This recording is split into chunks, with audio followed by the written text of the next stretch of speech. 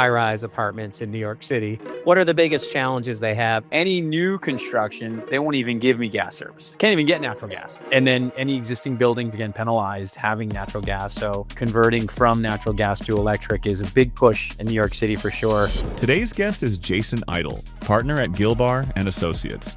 For more than 40 years, Gil-Bar has been delivering industry-leading HVAC solutions across the New York and New Jersey regions, serving commercial, institutional, and life sciences markets. Within the last couple of years, they've changed the incentives for developers and converting old office buildings into residential buildings. Everybody's doing it. Most of the time, office buildings are just square layouts, and we can put our PTHPs on those exterior walls and handle the cooling and heating loads, which puts us in this packaged heat pump world. So a packaged heat pump is a system that can do cooling or heating with the same components by reversing the flow of refrigerant. Doesn't need a condenser water loop, doesn't need a chill water loop, and it just uses the heat from the atmosphere. They have nicer ones that are vertical style for higher end residential that look nice. The challenge that we're all against, how do I decouple that refrigeration system from that vertical PTAC so that I can service it? Because one of those things, $7,500, $10,000, if it breaks, I'm going to have to replace that whole thing. Today, we're going to talk about sales engineer life in general, vertical stack heat pumps, and how we're heating the hot water loop, geothermal using other heat pumps.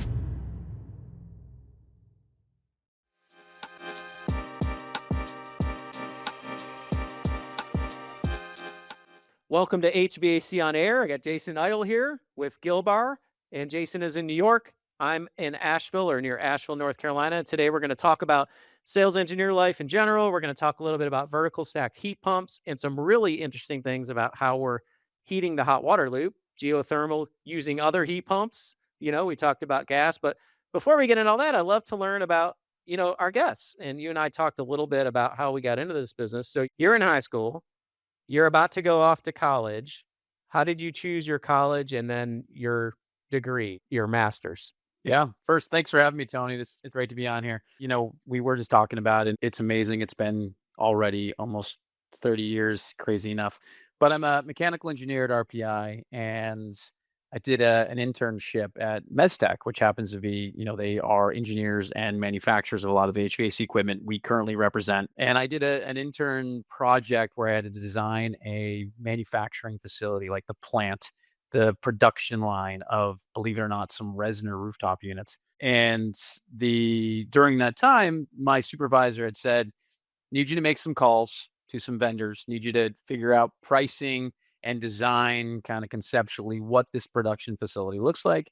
And so here's your list of vendors. And in the process, I'm calling all these people and having conversations. And probably like 2 or 3 months into it, he comes up to me, he goes, "Hey, have you ever thought about being a salesperson?" I said, "Salesperson? I'm not going to be a salesperson. My parents spent good money on college. Why would I become a sales guy?"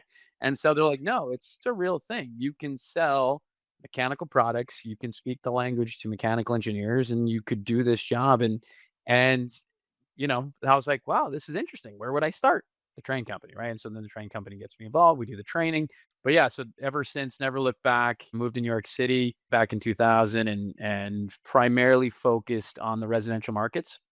And when I say residential, it's not the split systems in our backyards. It's more the residential buildings, the commercial residential in New York City, and high-rise residential, large multifamily buildings, whether it be hotels or 7 buildings, series of condominium type buildings. And every one of those, it's the same product in repeat because you're going to have 1,000 of them in a building. And so if you make a mistake or you're using the right product, it's magnified. Yeah. So when you say it's a commercial project, but the dwellings are residential. So, okay, that makes sense. If you look at the skyline of New York City, Manhattan, 80% of those buildings are residential buildings. It's definitely a dominant. And actually, when I was looking at doing this job, I wasn't necessarily focused on residential, but it was, I knew that in the HVAC world, it's going to be more exciting and there'll be more bang for our buck in a city that's building more buildings and higher buildings. So at one time I was actually looking in Delaware, and I'm like, Delaware looks okay. In Delaware, I mean, smaller buildings and libraries and things of that nature didn't seem as excited as a 100-story building in Manhattan. So we've been at it for a while, and you can tell based on the skyline that we've gotten a good chunk of them. Do you feel like your experience as a design engineer helped you in your sales career? Oh yeah. I mean, really from the perspective, there is the obvious thermodynamics, understanding HVAC and how that relates and it also helps us apply, as we're doing R&D with some manufacturers and we do get asked by many of the manufacturers of how can we make this product better? How can we make it more efficient? And just from having that intel that I learned in college as a mechanical engineer on thermodynamics and heat transfer, those things we can help with that process. But more importantly, I think in engineering, it's about problem solving. So, how do you get from A to B the most efficiently, whether it be building a building, delivering a product to site, installing a product? I mean, I still think after as many years as we're doing it, all the people that we work with on site, as much as they are everyone so well versed with the process, technology is constantly changing.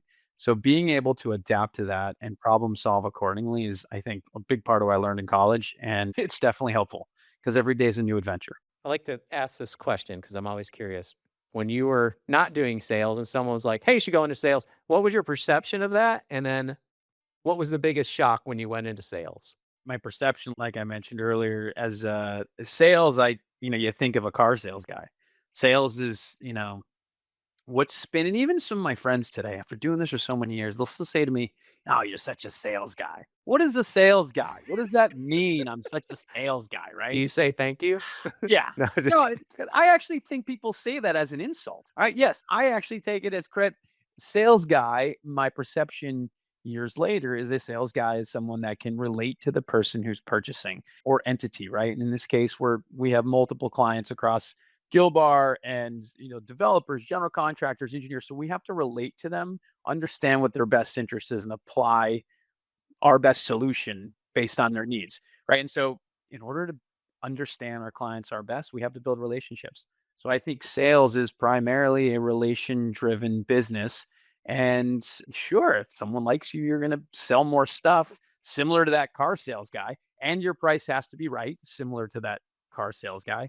But I think the perception after this many years is that there's more value in it than just having the right price and being very salesy if you must. I agree with everything you said, and I think the big confusion is, and I too thought that, a salesman, a car salesman is the first thing that comes to a lot of people's mind when you bring up sales. And after years, you learn that, the car salesman is the way he is because he ain't never going to see you again if you leave. So he's trying to get his hooks in you and do his best to close the job.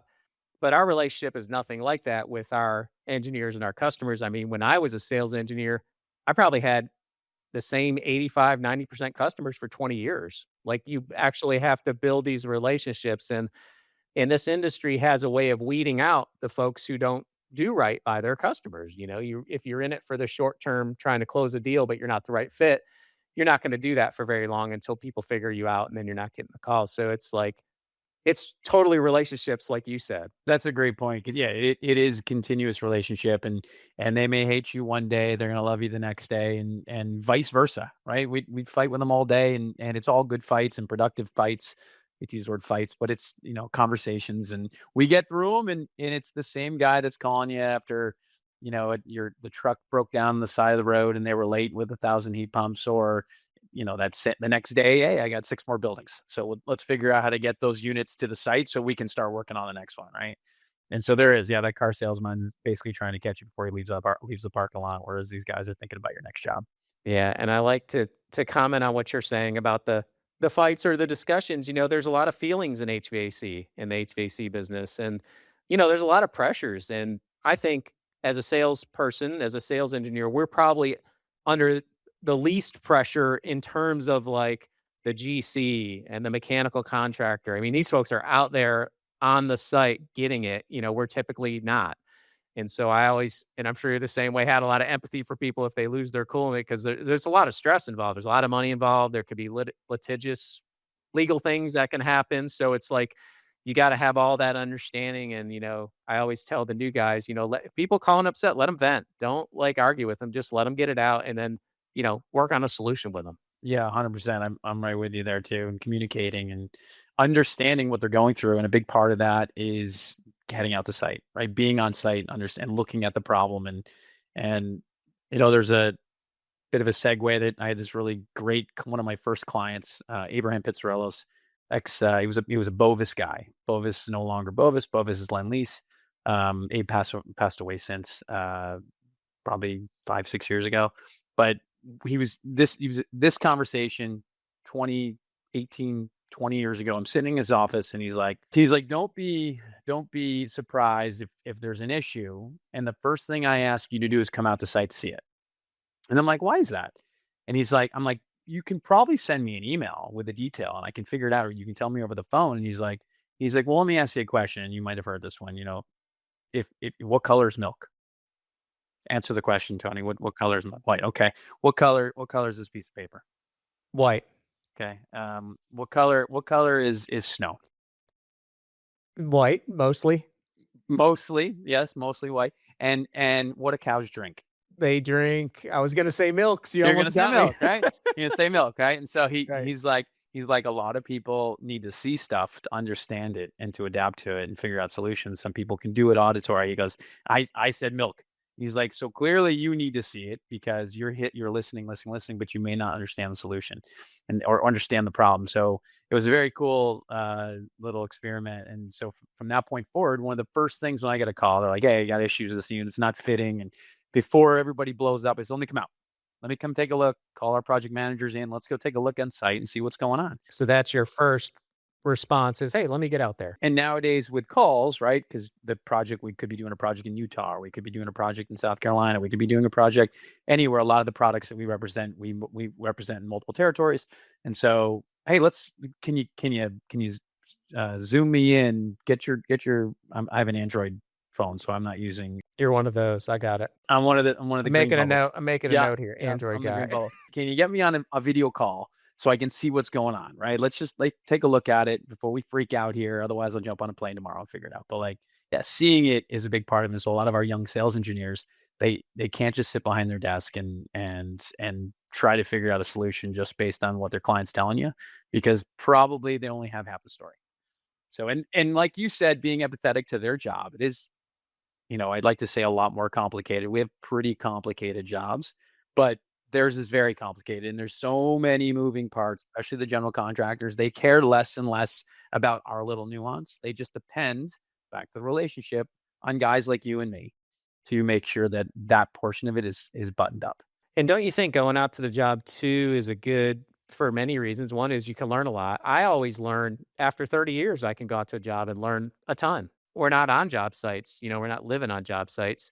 And then it also helps build the relationship with a contractor because it shows that you're someone who's there when there's a problem. You're not just there for an order, right? Yeah, 100%. And I hate to look at it like a trophy per se, but I always take a picture with the building that we're installing equipment in, saying this is one of ours.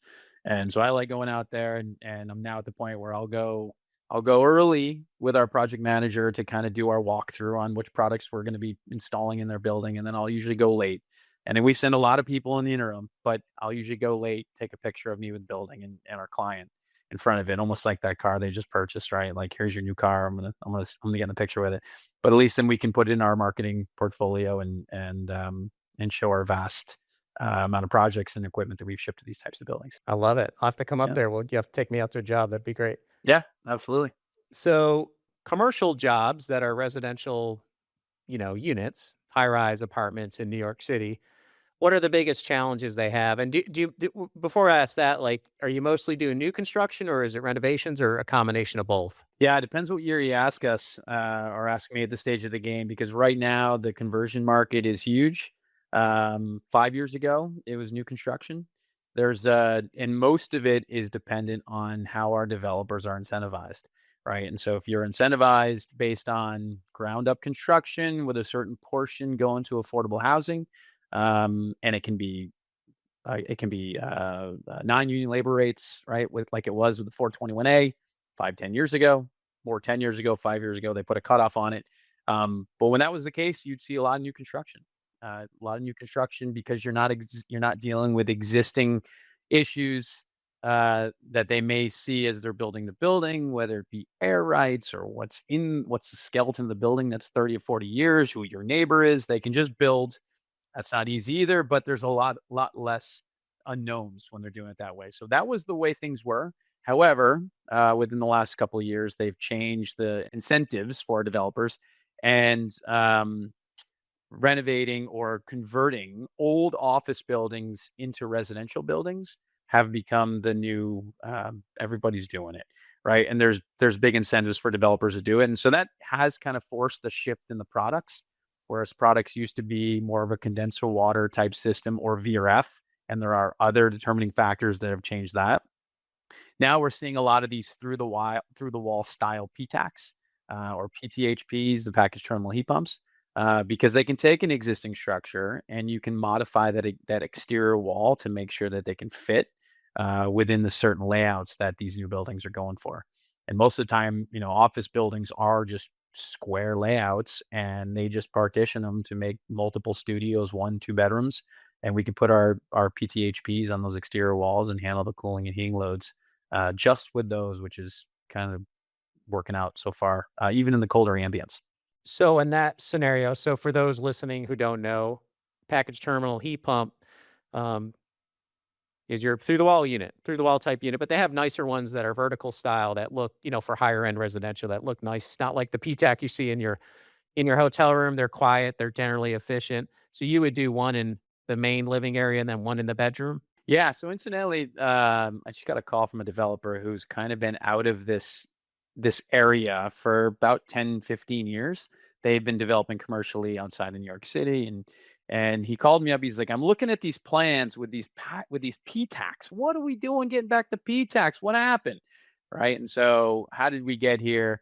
Aside from the fact that it just kind of works out for layouts on these conversions, but a few years ago, we no longer have natural gas service, and without natural gas service, you can't heat any sort of condenser water loops or hot water loops without using a packaged DX system like an air source heat pump or geothermal. But it's just harder and more expensive nowadays to use a hydronic system, either condenser water or chill water, which puts us in this packaged heat pump world. So a packaged heat pump, any heat pump is a system that can do cooling or heating with the same components by reversing the flow of refrigerant. And they do that with a 4-way valve inside the unit, also called a reversing valve. And so you can get cooling and heating out of that same unit. And the packaged terminal heat pump that's air cooled doesn't need a condenser water loop, doesn't need a chill water loop. And it just uses the heat from the atmosphere, both from heat rejection and heat injection, as its way of getting cooling and heating. And so, yeah, they make them as simple as, like, they still make the PTACs from 20 years ago that you've seen in the hotels and the motels, and the ones that are through the wall, the plastic enclosures. And there's a market for that. We still sell those as well. We sell Friedrich for those types of PTHPs. Then they make them in a vertical stacked configuration. Both that and the one I just talked about still gets inserted through the wall. So you literally have a 42 by 16 opening in the wall, and you insert this unit through the wall, and the whole coil that rejects the heat and absorbs the heat is through the wall. In the vertical stack configuration, same idea, but instead of being a horizontal 42 by 16, it's a vertical 42 by 30, and the whole thing inserts into the wall, and you put an enclosure around it. Well, the new technology is if we don't want to have these gigantic openings on the exterior wall, so that potential rain comes in, or you have noise that makes it from the outside to the inside. In New York City, that's a big deal because you're over train tracks, or you're on Broadway, whatever the case may be. It's loud there. It's loud It's here. loud there. I mean, It's when I very come loud. home, I got to decompress from all the horns. Yes, exactly. And sirens, and you have to take a pause every time an ambulance goes by or fire engine goes by. Yeah, 100%. So I'm sure you don't even hear it anymore, but yeah, no, I still hear it. I still hear it. This new technology, instead of it inserting through the wall, you just put these 2 round ducts through the wall, and then the unit gets hung on the inside wall like an appliance and gets plugged in.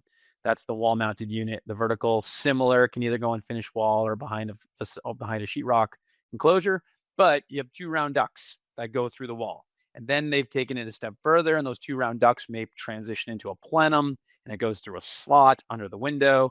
So for the reasons we mentioned before, potential water infiltration and noise transfer, this is great for that, right? And it's a more sleeker look inside, doesn't have that plastic enclosure. If you go with a vertical, yeah, you can feed 2 rooms similar to a vertical stack arrangement versus one per room, because they come in bigger capacities and they have duct airflow, external static Just shoot pressure a little capabilities. 5-foot duct over to the room. Yeah. Yeah. Or you can just put them between two rooms and you can just put knockouts on this vertical cabinet that blows in both directions. So you don't need sheetrock. You don't need sheet metal Nice. for that reason. Similar layout and advantages as the vertical stacked water source heat pump, which became big for so many years, and Omega and Climaster are two manufacturers for that.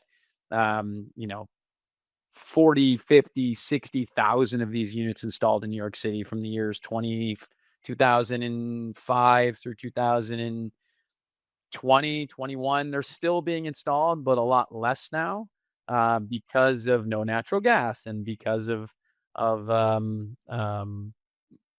mainly because of price of natural gas. You can't do the other reason is because of condensed water. You have a cooling tower, and so Legion's air disease. You're worried about bacteria getting into that water. So if we can get rid of the open loop tower, you can avoid some of those issues. Let's talk about that for a minute, because so what I'm hearing is driving that. So water source heat pump 101, you have a cooling tower to reject the heat. Usually it's closed circuit, but there might be like a evaporatively cooled on there. So you have some open water situation.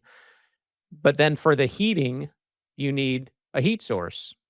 And conventionally, we would use a boiler for that, which would typically be gas driven. That's the component that's not liked in New York much anymore. Here in the Carolinas, no one cares, but in New York, it's a thing, right? It's actually a law, I think there is, about installing gas boilers. Anyway, that's what's driving this change. Yeah, that is driving the change. Any new construction, they won't even give me gas service. Can't even get natural gas. So we're talking about, and in some cases they do give you, and nuances would have to be confirmed, but you can get gas ranges and whatnot, but you can't use it for primary heat. And then any existing buildings, buildings are getting penalized having natural gas. So converting from natural gas to electric is a big push in New York City for sure.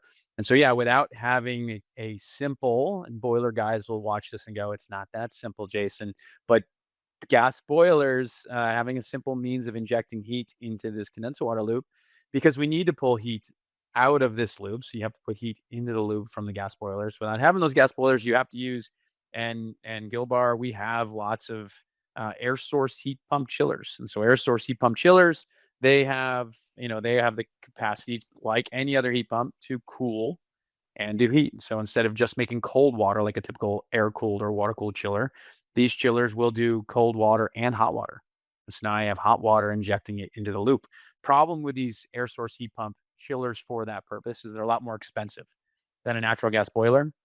And it's one more level of redundancy that you have to be concerned about as far as the compressors go, because now I have compressors making hot water or cold water, whether it be cooling or heating season. And then I have a compressor in the apartment, so it's multiple levels of compressor. Whereas in the old days, natural gas boiler, it's, again, a simple burn some gas through a heat exchanger and blow some water across it.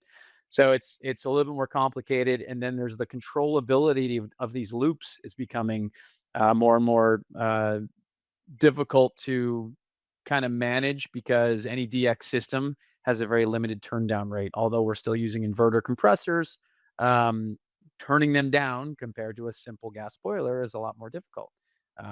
So yeah, there's a lot more barriers to entry to keeping that condensed water system, primarily because of no gas, Tony. And the air cooled version, or the air cooled strategy, is just making more sense nowadays in our market.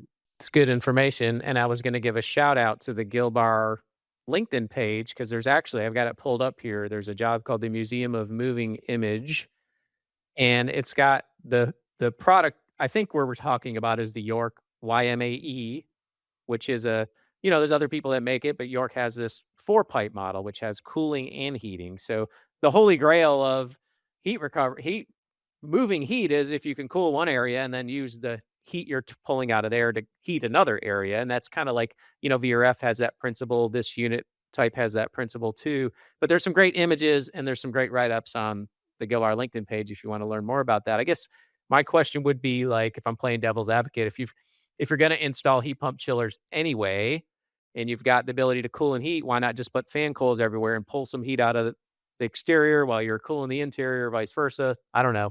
100%. Yeah. So that's why you've seen, and the building that you're referencing is right across from our office on 34th Street. And yeah, that is a heat recovery system. So where I may have internal loads in that building, maybe it's a gym or a theater or amenity space, and I'm cooling, which is then forcing a heat of rejection. And I'm in the rest of the buildings in heating, and that's actually a hotel. So the guest rooms would maybe need heating, inject it to the water loop, and then I can get heating out of that same component. There's a ton of advantages for that from an efficiency perspective. You get into the complexity of like if you have a water source heat pump system and then the tower loop, then the boiler loop, that's not a boiler loop anymore, but it's a chill water heat pump loop. I mean, I saw some plans once that had like it had that and then had another thing it was doing with some other compressor, and I'm like, oh my God. I mean, I just got dizzy I looked at it for an hour. I could not figure out. I was like, dude, this is gonna be like a maintenance guy who tries to work on this 2 years from now. It's getting to me, there's a point where on paper, it might look like you're saving some energy down the road. Let's say on paper, it's showing a 10% improvement.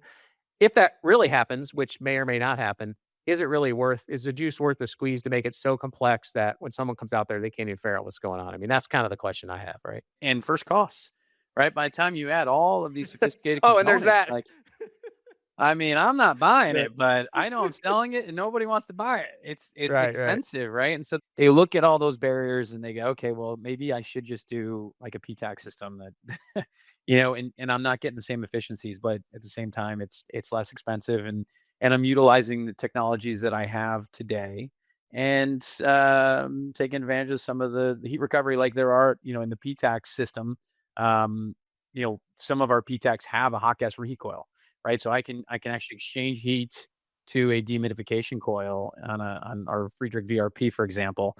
Same thing, integral, that you can exchange heat, and it's something that I thought we'd actually see more of in New York City, because now I can decouple the ventilation system instead of using a big packaged air package unit up on the roof, whether it be Aon or Johnson that we have.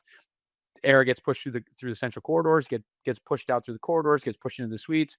If I could take the component out of that centralized system and bring outside air in through the PTAC, why not? And then add energy recovery to that, and actually, be even more efficient.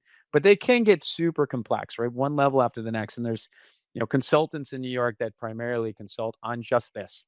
Like, how do I be as efficient as possible using all the technologies I have?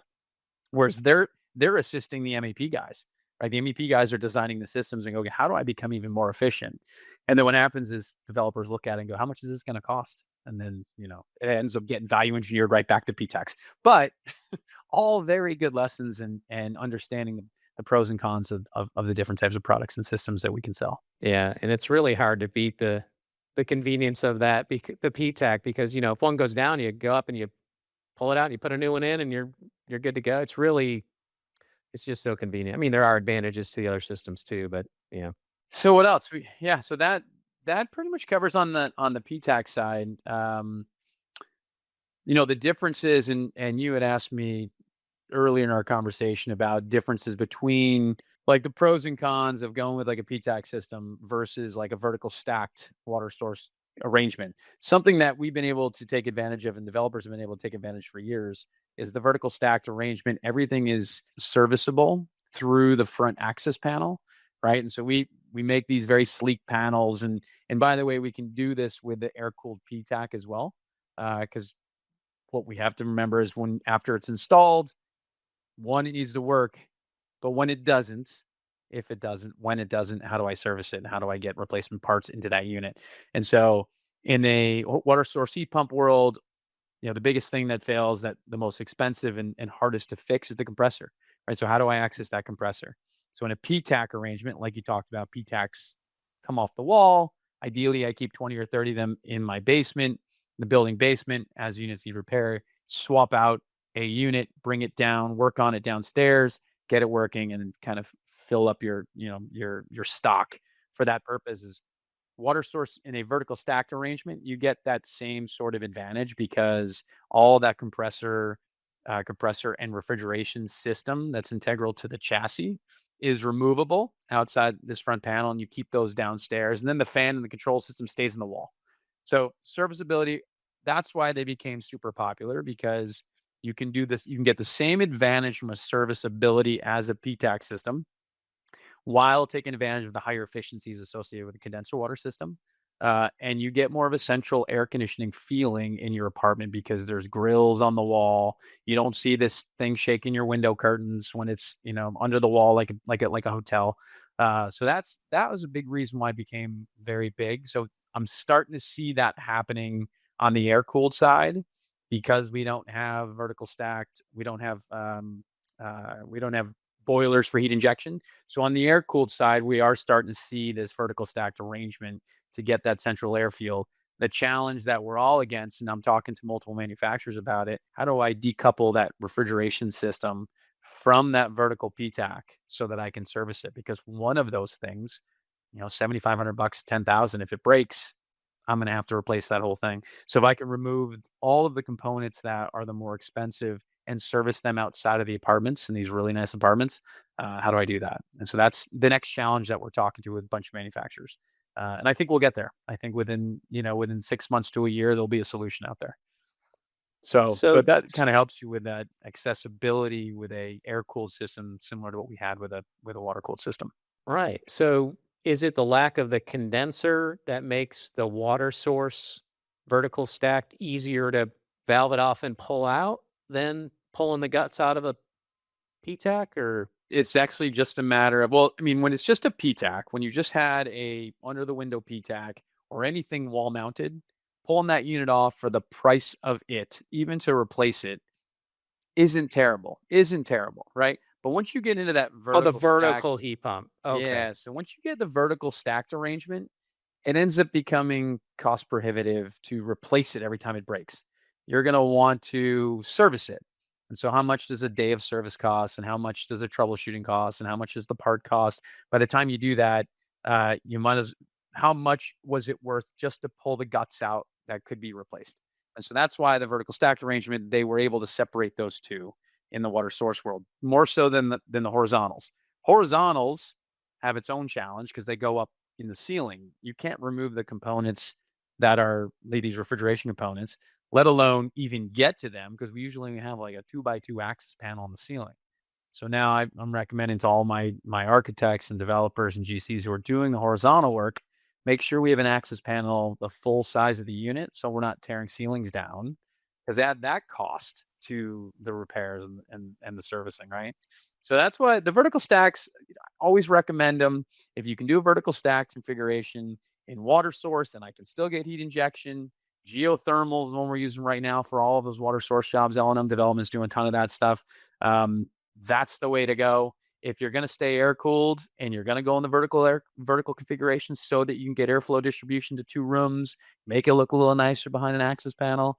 If a manufacturer can get to the point where that refrigeration component is removable for service, that'll be the next best solution, or the next best system, comparable to what we did with vertical stacked water source heat pumps for so many years. Let's clarify one thing. I'm not sure we talked about. So when we say vertical stacked, we're referring to the piping in the back of the vertical. So the vertical stacked heat pump is a water source heat pump. It's a vertical arrangement, but it has what we call risers behind it. So they stack on top of each other. That's why we call it vertical stacked, right? So yeah, look at the elevation riser of a building. The pipe just goes all the way up the building in 18 different locations, plan view, 18 different spots on the floor slab. And yeah, they literally stack one on top of each other, right? And in some cases, depending on which city, we're shipping pipe on the back of those heat pumps, and that's all factory assembled. And when you literally tilt that unit into place, the bottom of the riser catches the top of the one below it, and they go all the way up the building. No And intermediate field piping if you have that factory option. yeah, some cases, and there's going to be a trim piece that goes between the two. We'll swedge the piping so that it does have the connection for the pipe above it. But sometimes there are trim pieces that need to be provided in the field. But compared to the 10 feet of copper that we can provide at 4-inch, saves money from the procurement perspective. But the access, the coordinating the arrangements of the left and the right and the back piping, the contractor, general contractor, kind of put that on us now to make sure it gets done properly. And then, we own it. It shows up, it's tagged, they know where it goes. And it was In New York City, we don't see it as much. We do a lot of them in New Jersey this way. The unions in New York City don't love factory installed risers because it takes away some of their trade. I know. They might let you know about that too. Oh yeah, Just saying. Hey, just saying. we've had some conversations. That's right. So you mentioned geothermal. That sounds awfully expensive in Manhattan. I'm no, Manhattanite, but I don't know about digging up the street for geothermal there. Do you see a lot of it in Manhattan? Or- No, Okay. absolutely not. I think I knew the answer to that Yeah. question. But No, we don't see it in Manhattan a lot. Queens, Far Rockaway, it just so happens the biggest right now is a job called One Java in Greenpoint, right on the water, right? So Brooklyn, so primarily Brooklyn and Queens, where there's lots of space, right? We're a little less developed than Manhattan, a lot of bedrock in Manhattan, and there's a huge it's funny. incentive. It's funny to me that you think Brooklyn and Queens has a lot of space. That tells me I mean, there are parts of Queens and Brooklyn that have way more space than Manhattan. Think about it, right? every But you're right. place in the world has way more space than Manhattan. You're right. But I live in a city up here in the mountains. It's literally the population is like 650 people. So Oh it's my goodness. we got plenty of space. You That's got what our- plenty of space, and we should think about doing geothermal where you live. The average lot here is like 14 acres. Like that's a small lot. Oh but my god. we're spread out. But I'm sorry to interrupt you. I just thought that was funny when you said Yeah. that. But No, yeah, you're so the geothermals 100% in right. these places with vast amount of space like Brooklyn and Queens. I get it. Vast amount of space, tons of space, and look, it's about what you talked about, heat recovery, right? So if you can, and the world is trying to head in that direction. How do we not have to create our own energy? How can we recover it somewhere else? And that's what geothermal is all about. And so where you can get enough earth, and so here in New York, we're going down instead of in other parts of the country where you're going wide, you're going down, you're going vertical, 500 feet wood pipe to try to, recover as much heat as possible. And there are large incentives for developers to do this. And a lot of that is nationally driven. So if the incentive is there and the means are there, and there are some really good consultants in New York now that are, again, similar to consulting MEPs and how to make a building more efficient and other technologies. There are geothermal consultants now doing the same thing because it's a specialty, right? Like where am I digging this hole? What am I doing, right? Compared to what we've been doing for years, especially in New York City. And for us, for the heat pump guy, we don't care where the water's coming from.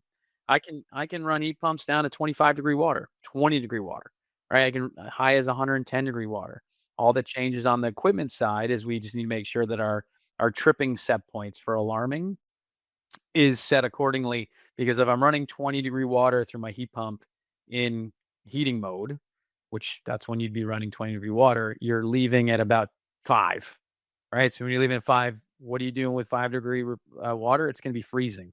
So unless you have some sort of glycol in the system, you're going to be freezing pipes all over the place. So we got to make sure that all those means are in place before we pull the little dip switch that says I'm now in geothermal mode.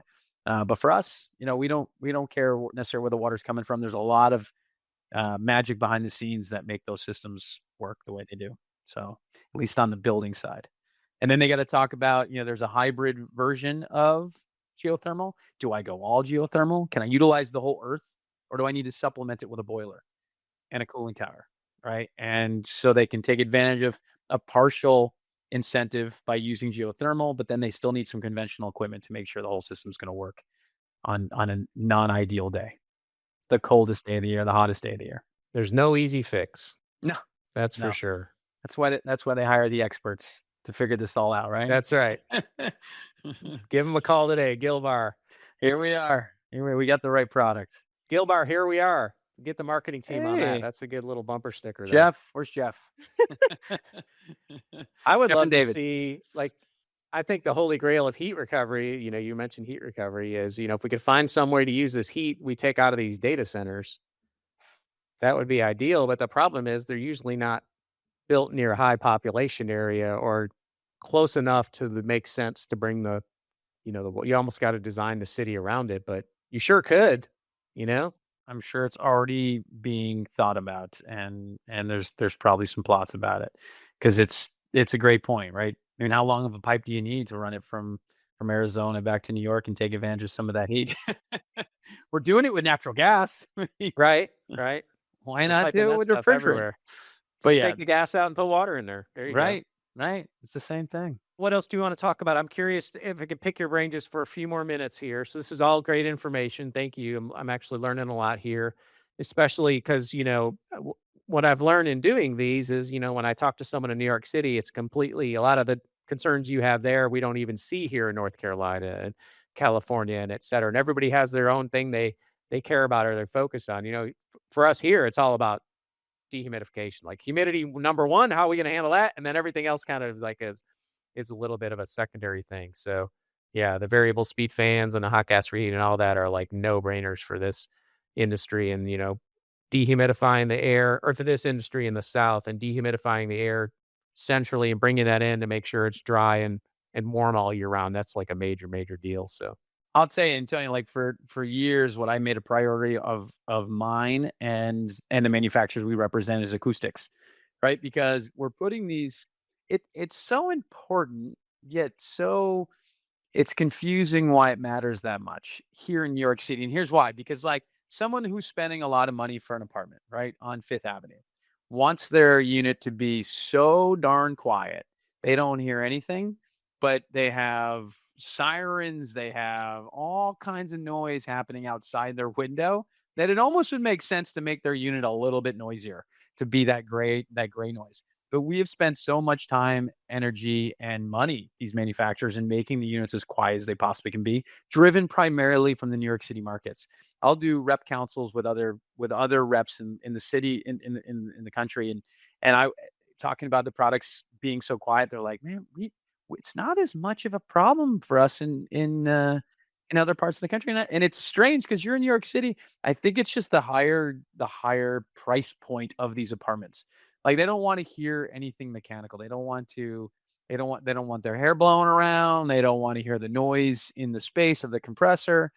And it's shocking because we'll be doing a mock-up and the sound consultant will be sitting there listening to the heat pump, and it's a bang on NC35. But then, you watch his meter, it's popping up and down from all the noises that are happening outside. You're like, what are we doing here? What are we trying to do? You're better off making that an NC40 so that you can't hear the guy outside your window that's, shaking cans in the bag. But that's a good yeah, point. yeah. Yeah, you So don't that want it to. I talked to an acoustician one time. Acoustician, am I saying that right? I you don't got it know. right. Yeah. Acoustic guy. And he said, there's a challenge in offices. You don't want it to be, if it's too quiet, it's uncomfortable. Like you want some kind of, noise in there. Otherwise it feels disorienting. So that was interesting too. But that is acoustics is a weird thing. Some places it matters, some places it don't.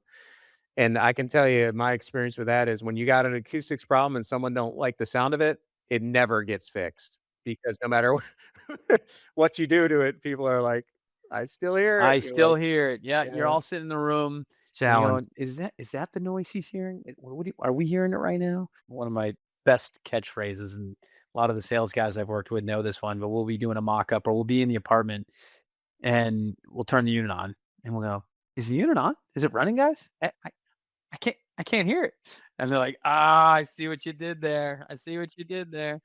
But it's true. Like if you can't hear anything, it's great. Or even if it's consistent the way it's supposed to be, as soon as you have that one tick or one noise, now you're listening for that tick. And not only that, now you have, in the common area of the building, you got all the residents talking to each other. So they're like, "Hey, do you have a noise in your unit?" "Oh, no, let me listen. Let me listen for it tonight." Then they're listening for it. "I hear the tick too." And then they're telling someone in 4C, and it's spreading throughout the building. And now instead of that one little tick you had, now you got 500 ticks.